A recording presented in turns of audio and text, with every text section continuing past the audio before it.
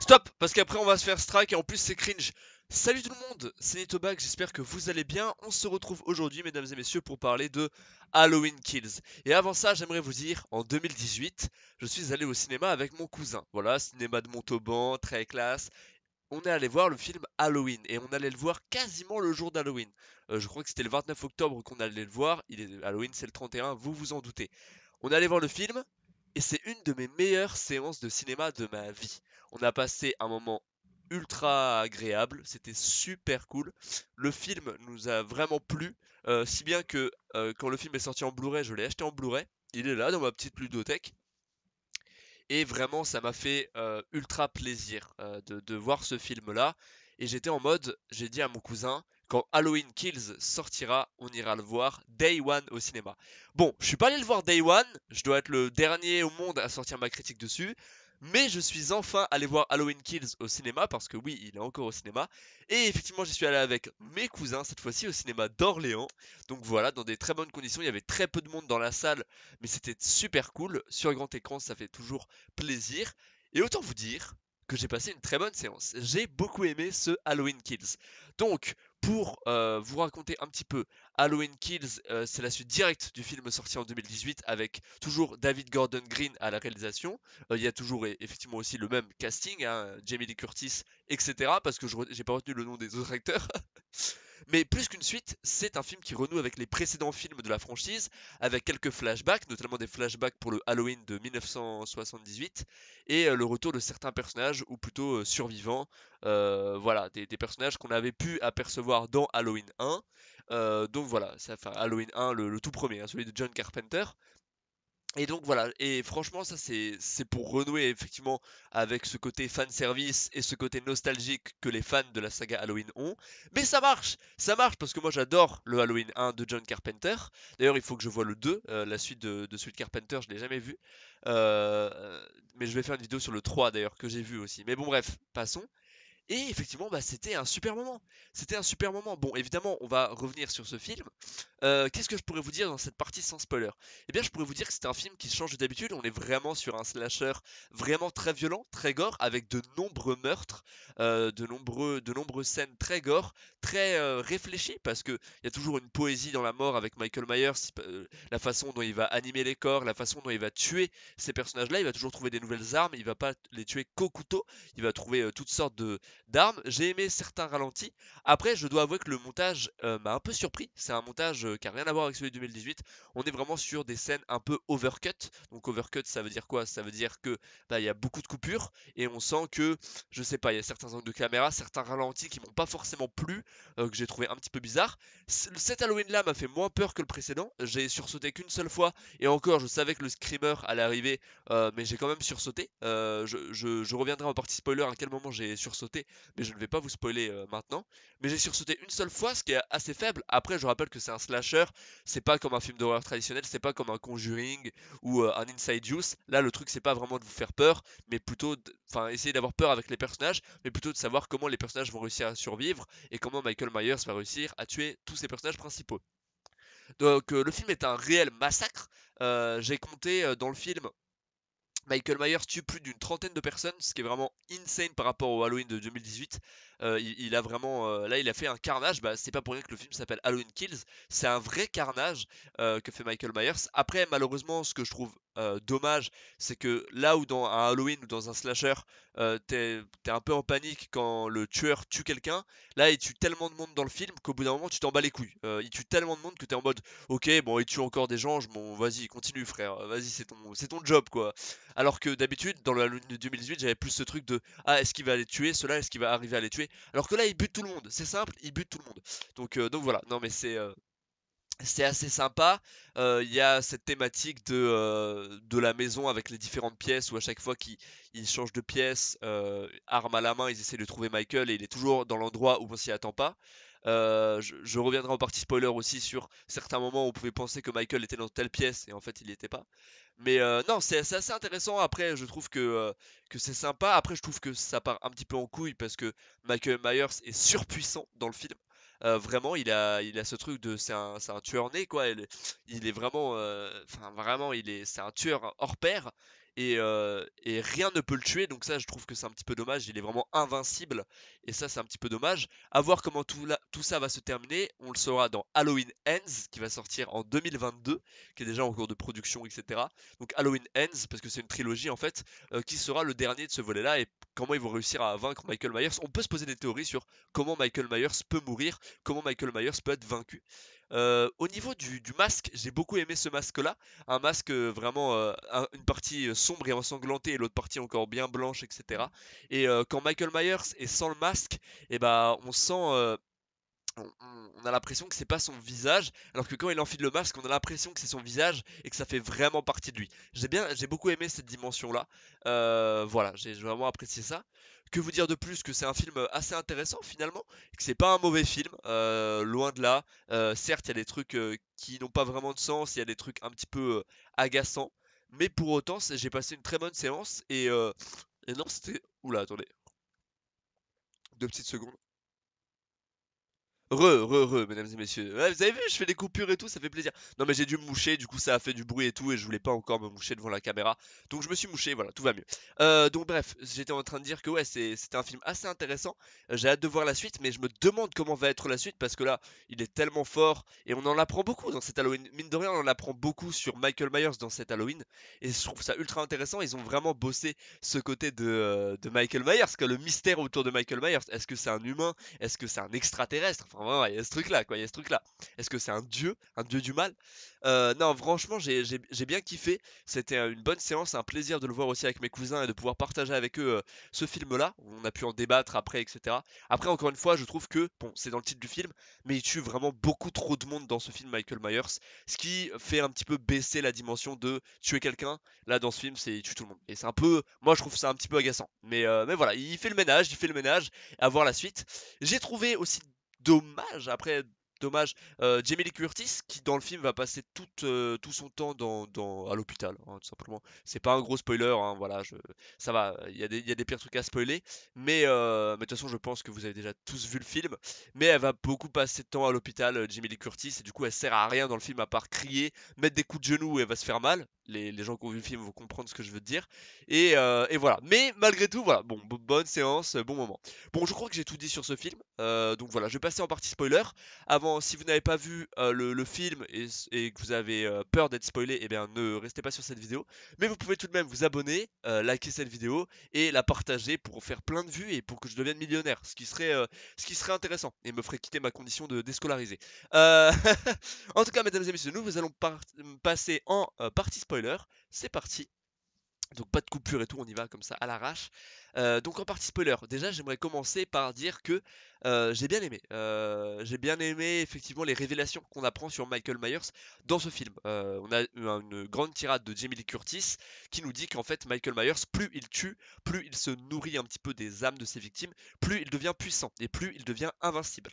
Donc on a cette dimension-là de Michael Myers et la peur même. Et ça me fait penser un petit peu au film Ça avec le clown où bah, en fait ça c'est la peur des enfants, c'est toute leur peur. Ça est un clown qui incarne les peurs des enfants et qui se nourrit de leur peur. Et en fait Michael Myers c'est un petit peu ça finalement, c'est la peur des gens et tant que les gens croiront en Michael Myers, tant que les gens croiront en ce tueur, etc., il continuera d'exister et il continuera à être là. J'ai trouvé ça intéressant aussi de reprendre le film directement à la fin de l'Halloween 2018. Je me demandais comment allait être l'intro. L'intro est très très bien avec cette citrouille qui flambe parce qu'on est vraiment bah, du coup sur le Halloween qui est on fire, quoi, sur le Michael Myers qui est on fire, qui va tuer tout le monde. Et puis le film commence où Michael Myers est dans un incendie, là où ça avait terminé sur Halloween 2018. L'incendie où il va réussir à en réchapper en tuant 11 pompiers quand même. Non mais déjà le film commence, il va tuer 11 pompiers. Je sais pas si vous vous rendez compte, mais c'est déjà insane. Il va tous les massacrer. Des scènes assez gore avec une tronçonneuse, etc. Donc assez intéressant. Il y a plein de façons que j'ai bien aimé dans le film. La fois aussi où il va aller tuer ce couple, le couple du début. Voilà un petit couple qui sont tranquilles, qui sont en train de regarder la télé. Que la femme joue avec un drone. Et puis le drone part dans une salle et puis oh, il revient très très vite complètement brisé. Cette scène m'a fait rire. Cette scène m'a fait rire parce que je me suis dit, j'imaginais Michael Myers prenant le drone et faire et le balancer. Donc cette scène m'a fait rire. Mais voilà, non, c'était sympa. J'ai bien aimé. Attendez, là je vais me boucher un petit peu juste. Hop là, désolé, je suis enrhumé, c'est la période. Voilà, c'est Halloween, hein, c'est novembre, il fait moche. Là vous voyez, j'ai très peu de lumière parce qu'il pleut dehors, donc c'est pas cool. Mais voilà, donc j'ai bien aimé ça, j'ai bien aimé la façon dont il tue la femme, où il va vraiment prendre du coup ce lampadaire, il va prendre un lampadaire pour la transpercer, je trouve ça vraiment... Putain, il a vraiment des façons de réfléchir qui sont différentes des nôtres, il trouve toujours des moyens, des armes, etc. pour tuer les gens, donc c'est assez intéressant cette dimension-là. Et après il va s'acharner sur le mari en lui mettant plein de coups de couteau comme ça, il va... Tous les couteaux qu'il peut trouver, il va les mettre, mais c'est pour montrer qu'il est de retour, qu'il est pas là pour rigoler, et qu'il va vraiment tuer tout le monde. Donc les nouveaux, ça nous introduit aussi les nouveaux personnages qui finalement sont anciens, des personnages, j'ai oublié leur nom, Lindsay ou un truc dans le genre, ouais Lindsay, il y a Tommy ou ce genre de choses. J'ai déjà oublié leur nom, bah j'ai vu le film ce week-end. Mais ouais, ces personnages-là de Halloween 1, Halloween premier du nom, qui vont se faire massacrer, ils vont tous mourir à part une qui est à l'hôpital, et qui va réussir à s'en sortir, Lindsay je crois elle s'appelle. Mais sinon ils vont tous mourir, ils vont tous se faire, voilà, donc c'est un petit peu là, dans ce film-là, c'est pas Michael Myers qui chasse Jamie Lee Curtis et sa fille, Allison, et Karen, la mère et la fille de Jamie Lee Curtis, donc de Laurie Strode, et c'est plutôt les gens qui chassent Michael Myers, mais au final c'est lui qui va les chasser. Les chasseurs vont se faire chasser, il va tuer tout le monde. Donc voilà, j'ai bien aimé cette scène un petit peu finale où finalement ils sont tous autour de lui, il lui donne plein de coups, toi t'es en mode là, allez, tuez-le, tabassez-le. J'ai bien aimé, j'ai beaucoup aimé ça, le fait que vraiment on sente que Michael Myers peut souffrir, Michael Myers peut prendre des coups. Malheureusement, Michael Myers va se relever et va tous les trucider. Par contre, j'ai pas compris du tout quand Karen va voler enfin va prendre le masque de Michael Myers, va l'amener dans le piège où il y a tous les gens autour et va lui rendre son masque. Parce que on a l'impression que sans son masque, Michael Myers n'est plus du tout le même. On a l'impression qu'il arrive plus vraiment à réfléchir, que c'est plus le même homme, qu'il a plus ce truc de tuer, tuer, tuer, tuer. On sent qu'il est un peu fou, mais qu'il est un peu moins ses moyens. Je ne comprends pas pourquoi il lui a rendu son masque, sachant que ça le rend plus puissant. Alors certes, c'est pour faire une scène stylée, etc. Mais scénaristiquement, avouez que ça n'a aucun sens, hein, que Karen rende le masque à Michael Myers, alors qu'elle aurait pu tout simplement le garder, il lui aurait tendu le piège, ils seraient tous allés sur lui, et peut-être qu'à ce moment-là, il serait mort. Parce que je pense que la vraie faiblesse de Michael Myers, c'est quand on lui enlève son masque, il est beaucoup plus faible. Après, c'est mon avis. Mais voilà, donc je sais pas pourquoi Karen lui a rendu son masque. D'ailleurs, Karen, scène finale du film, elle va se faire trucider en regardant par la fenêtre. On sent qu'elle regarde par la fenêtre par ce fameux reflet où on apprend normalement toute la vérité sur Michael Myers, ce reflet où Michael regarde tout le temps. On sent qu'elle a vu quelque chose, elle est en mode oh, on sent qu'elle est étonnée et qu'elle est surprise, on voit qu'elle a vu la vérité. Mais malheureusement, après, boum, Michael Myers il arrive, il lui donne 3 coups de couteau et c'est fini. Il n'y a plus de Karen. Ça voudrait dire que dans le 3, Halloween Ends, ça se focalisera sur Allison. Allison qui a tout perdu dans ce film, hein, parce que déjà dans le 2018 elle avait perdu son père, là du coup elle a perdu sa mère, elle a perdu son petit ami qui est mort, elle a perdu le père de son petit ami aussi, donc il lui reste plus que sa grand-mère, c'est-à-dire que dans le 3 ça va être vraiment Allison et sa grand-mère. Laurie Strode que j'ai trouvé un petit peu décevante, enfin décevante dans ce film là, c'est vraiment pas la figure de proue vu qu'elle reste tout son temps à l'hôpital et qu'elle est là, elle discute avec l'ancien shérif etc. Donc voilà, il y avait vraiment ce côté aussi un petit peu nostalgique. Elle est là, elle discute. À un moment, tout le monde va poursuivre un fou de l'asile qui s'était enfui, croyant que c'était Michael Myers, mais en fait c'était pas Michael Myers. Et le pauvre va devoir se suicider. Ça c'était assez touchant parce que ça a montré que même dans la folie, bah finalement les gens sont plus fous que les gens qui sortent de l'asile. Vous voyez ce que je veux dire? Il y avait cette dimension-là de les gens sont encore plus fous que les fous eux-mêmes. Et ça, j'ai trouvé ça dingue. Il y avait des beaux plans quand même, j'ai trouvé ça bien aussi. On a aussi ce truc de Michael Myers anime toujours les scènes de crime qu'il commet, donc il va faire des choses assez artistiques, etc. Mais ouais, non, c'était sympa, c'était sympa. Hâte de voir la suite. Après, je me demande comment il va écrire la suite et comment va être la suite. Vraiment, je me pose des questions sur cette suite Halloween Ends. Bien sûr, j'irai la voir au cinéma avec mes cousins sûrement. Mais non, mais vraiment, ouais, j'ai passé un bon moment. Le film s'est fait détruire. J'ai vu que sur Allociné, il n'avait que 2,5. Je peux aller le voir là directement. J'étais dessus. Le 2,3, il est noté sur Allociné. Il s'est fait descendre. Ah oui, il y a beaucoup de gens qui ont mis 2 étoiles. En majorité, les gens ont mis 2 étoiles au film. Bref, le film s'est fait absolument descendre par les critiques des spectateurs et par la critique de presse. Il a encore moins, il a 1,4. Bref, le film s'est fait défoncer. Moi perso, j'ai bien aimé le film. J'ai bien aimé le film. Ok, c'est peut-être pas le meilleur Halloween, certes, mais c'est un bon film. C'est un bon film qui fait passer le temps, qui te fait oublier un petit peu ta vie normale. Et finalement, t'as pas envie, quand tu sors de ce genre de film, tu te dis, heureusement que je suis pas dans une ville comme ça où il y a un tueur, etc. Mais d'ailleurs, je ne comprends pas pourquoi les gens ils savent qu'il y a un psychopathe en liberté et ils restent dans la ville. Pourquoi ils ne partent pas? Il devrait y avoir plein de gens, moi je filmerais ces scènes-là, enfin, en tant que réalisateur, où il y a des gens qui font leur bagage et se barrent de la ville, tout simplement. Parce que Michael Myers, il reste dans le périmètre, il reste autour de sa maison, il fait son petit chemin, sur son chemin il tue des gens, et après il revient à sa maison pour voir le reflet et voir un petit peu la vérité. Mais les gens ils restent, les gens ils se confinent chez eux, sauf que Michael Myers il arrive toujours à rentrer chez les gens, et voilà. J'ai bien aimé aussi Little John et Big John, ce couple homosexuel vachement sympa. Je les ai bien aimés, tu vois, tu sentais que c'était des personnages secondaires, mais d'un autre côté, il y avait ce truc de ils essayent de survivre, etc. Et quand ils checkaient ça, chaque play, c'est qu'ils étaient en mode Little John, Big John. D'ailleurs, assez drôle, on pouvait penser que Michael Myers était derrière les rideaux chez eux, puisqu'il y avait une paire de chaussures, si on fait bien gaffe, qui dépassait les rideaux. Et du coup, mon cousin et moi, on était en mode ok, il y a Michael Myers qui est derrière les rideaux, il va se faire avoir. Pas du tout. En fait, Michael Myers, si j'ai bien compris, était sous le lit, ou en tout cas, il était dans la pièce, il était dans la chambre, mais si j'ai bien compris, il était sous le lit, ou je sais pas, Michael Myers couché sous le lit comme ça, j'imagine. En tout cas, il était dans la chambre, on sait pas trop où il était caché, on le voit surgir un peu de partout, c'était un peu overcut. Je trouvais que le film, la dimension peur, elle est un peu. Voilà, c'est pas un film qui fait peur. Même si, figurez-vous qu'il y avait une fille devant moi dans la séance qui était la chaise juste devant moi, qui sursautait à chaque moment. Et ça me faisait trop rire. Elle sursautait à chaque moment. On sentait qu'elle était à fond dans le film et que tout lui faisait peur. Moi, j'ai sursauté qu'une seule fois. J'ai sursauté au moment où, vous savez, il y a un flashback de 1978. Il y a les deux policiers dans la maison. Et Michael Myers va sauter sur un des policiers qui regarde par la fenêtre. Et à ce moment-là, voilà, ça m'a surpris. J'ai sursauté.